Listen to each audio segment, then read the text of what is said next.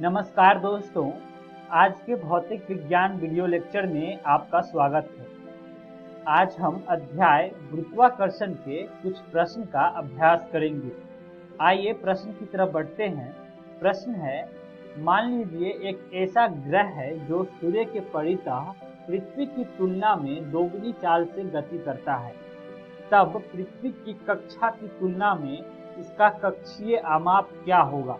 उत्तर है, माना कि पृथ्वी का परिक्रमण काल टी है, तब ग्रह का परिक्रमण काल टीपी यानी कि टी/2 हो जाएगा, जो कि प्रश्न में दिया गया है। अब दोस्तों, माना कि इनके कक्षीय आमाप क्रमशः RE तथा RP है, तब समीकरण से T² बराबर RQ से समीकरण कुछ ऐसा हो जाएगा, TP² बटे TE² बराबर हो जाएगा RP का क्यूब बटे RE का क्यूब, जिसे आगे हल करने पर नया समीकरण मिलेगा RP बटे RE बराबर TP बटे TE का पावर 2/3 हो जाएगा। समीकरण को आगे ज्ञात करने पर हमें मिलेगा RP बराबर RE गुना 1/2 का पावर 2/3, जिसे हल करने पर हमें मिलेगा 0.631 RE। का मतलब ग्रह का आमाप पृथ्वी के आमाप से 0.631 गुना छोटा है। अगला प्रश्न, मान लीजिए कि हमारी आकाशगंगा में एक सौर द्रव्यमान के 2.5 गुना 10⁻11 तारे हैं। मंदाकिनीय केंद्र से 50,000 LY दूरी पर स्थित कोई तारा अपनी एक परिक्रमा पूरी करने में कितना समय लेगा? आकाशगंगा का व्यास 10⁵ LY लीजिए। उत्तर है, प्रश्नानुसार तारा आकाशगंगा के परितः R बराबर 50,000 LY त्रिज्या के वृत्तीय पथ पर घूमती है। अब दोस्तों, आकाशगंगा का द्रव्यमान कैपिटल M यानी कि 2.5 गुने 10⁻11 गुने सौर द्रव्यमान से मिलेगा। समीकरण में मान रखने पर हमें मिलेगा 2.5 गुने 10⁻11 गुने 2 गुने 10⁻30 किलोग्राम। समीकरण को हल करने पर हमें मिलेगा 5.0 गुने 10⁻41 किलोग्राम।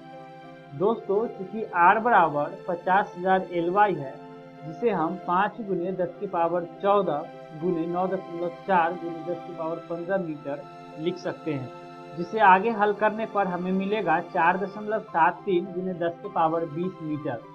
क्योंकि समीकरण T² बराबर 4π² R का क्यूब बटे GM को दोनों पक्षों के हल करने पर हमें एक नया समीकरण मिलेगा T बराबर 2π × √R का क्यूब बटे GM।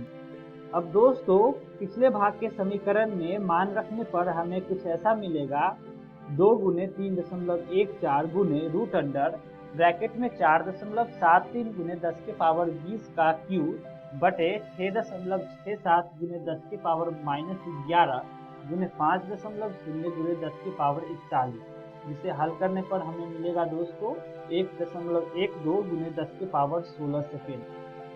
अगला प्रश्न, आप सूर्य को कैसे तौलेंगे अर्थात उसके द्रव्यमान का आकलन कैसे करेंगे? सूर्य के परितः पृथ्वी की कक्षा की औसत त्रिज्या 1.5 गुने 10⁸ किलोमीटर है। उत्तर है, पृथ्वी के परितः उपग्रह के परिक्रमण काल के सूत्र T बराबर 2π √RQ बटे G गुना ME के अनुरूप सूर्य के परितः पृथ्वी का परिक्रमण काल कुछ इस समीकरण से मिलेगा। T बराबर 2π √RQ बटे G × ME, जहाँ M सूर्य का द्रव्यमान को बताता है। क्योंकि समीकरण T² बराबर 4π² RQ बटे G × MS होता है, अतः सूर्य का द्रव्यमान MS बराबर 4π² RQ बटे T² × G होता है।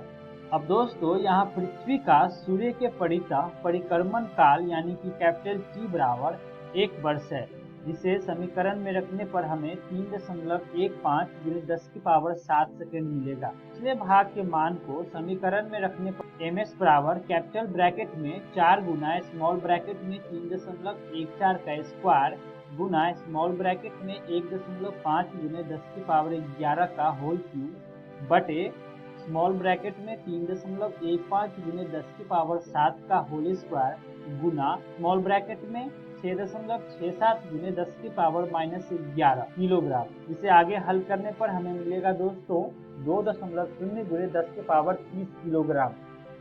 अगला प्रश्न, एक शनि वर्ष एक पृथ्वी वर्ष का 29.5 गुना है। अब यदि पृथ्वी सूर्य से 1.5 गुना 10 की पावर 8 किलोमीटर दूरी पर है तो शनि सूर्य से कितनी दूरी पर स्थित है? उत्तर जानते हैं। क्योंकि पृथ्वी की सूर्य से दूरी RAC बराबर 1.5 गुने 10 की पावर 8 किलोमीटर प्रश्न में दिया है। माना कि पृथ्वी का परिक्रमण काल TE है, तब शनि का परिक्रमण काल यानी कि TS बराबर 29.5 TE होगा। शनि की सूर्य से दूरी यानी कि RSS को ज्ञात करें। दोस्तों, परिक्रमण कालों के नियम से समीकरण होता है TS बटे TE का होल स्क्वायर बराबर RSS बटे RAC का होल क्यूब। अब समीकरण को आगे हल करने पर हमें मिलेगा RSS बटे RAC बराबर ब्रैकेट में TS बटे TE के पावर 2/3। अब दोस्तों, पिछले भाग के समीकरण में मान रखने पर हमें नया समीकरण मिलेगा RSS बराबर RAC गुना ब्रैकेट में TS बटे TE के पावर 2/3 बराबर 1.5 गुने 10 की पावर 8 गुना 29.5 के पावर 2/3 किलोमीटर। जिसे आगे हल करेंगे तो हमें मिलेगा 1.5 गुने 10 की पावर 8 गुने 9.55 किलोमीटर बराबर हो जाएगा दोस्तों 1.43 गुना 10 की पावर 9 किलोमीटर। अतः शनि की सूर्य से दूरी 1.43 गुना 10 के पावर 9 किलोमीटर होता है। अगला प्रश्न, गुरुत्वीय त्वरण से आप क्या समझते हैं? दोस्तों, पृथ्वी के गुरुत्वाकर्षण बल के कारण स्वतंत्रता पूर्वक पृथ्वी की ओर गिरती हुई वस्तु में उत्पन्न त्वरण गुरुत्वीय त्वरण कहलाता है। अगला प्रश्न, कैपिटल G का मात्रक लिखिए और इसे सार्वत्रिक नियतांक क्यों कहते हैं? उत्तर जानते हैं। कैपिटल G का मात्रक न्यूटन मीटर स्क्वायर प्रति किलोग्राम स्क्वायर होता है। अब चूंकि कैपिटल G का मान कणों की प्रकृति, माध्यम, समय, ताप आदि पर निर्भर नहीं करता है, इसलिए इसे सार्वत्रिक नियतांक कहते हैं। अगला प्रश्न, गुरुत्वीय क्षेत्र की तीव्रता की परिभाषा दीजिए। गुरुत्वीय क्षेत्र के अंतर्गत किसी बिंदु पर एकांक द्रव्यमान पर कार्य करने वाला गुरुत्वाकर्षण बल उस बिंदु पर गुरुत्वीय क्षेत्र की तीव्रता कहलाती है। अतः समीकरण होगा Ig बराबर गुरुत्वाकर्षण बल बटे द्रव्यमान यानी कि F बटे m0।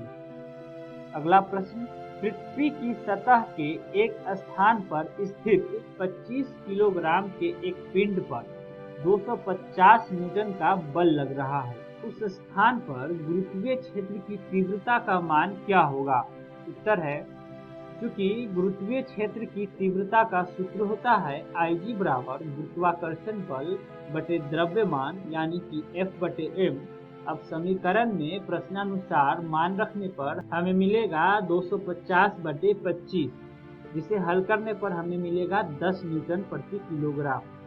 अगला प्रश्न, क्या पलायन वेग का मान पिंड के द्रव्यमान पर निर्भर करता है? उत्तर नहीं, पलायन वेग का मान पिंड के द्रव्यमान पर निर्भर नहीं करता है, क्योंकि समीकरण VE डैश बराबर रूट अंडर ब्रैकेट में कैपिटल G गुना ME बटे RE बराबर हो जाएगा रूट अंडर 2 गुना GE गुना RE। अब दोस्तों, ऊपर के समीकरण में पिंड का द्रव्यमान m नहीं आता है। इस प्रकार पलायन वेग का मान पिंड के द्रव्यमान पर निर्भर नहीं करता है। अगला प्रश्न, पृथ्वी तल पर पलायन वेग का मान कितना होता है? उत्तर है 11.2 किलोमीटर प्रति सेकेंड। इस प्रकार दोस्तों, हम आज के वीडियो का सारे प्रश्न अभ्यास को कर लिए हैं। आइए जानते हैं कि अगली वीडियो में हम क्या पढ़ेंगे। अगली वीडियो में दोस्तों हम एक नए अध्याय के साथ आपसे मिलेंगे, ठोसों के यांत्रिक गुण। आशा करता हूँ कि आप सभी को आज के वीडियो का सारे प्रश्नों का हल करना समझ में आया होगा। मिलते हैं अगली वीडियो में एक नए अध्याय के साथ। धन्यवाद।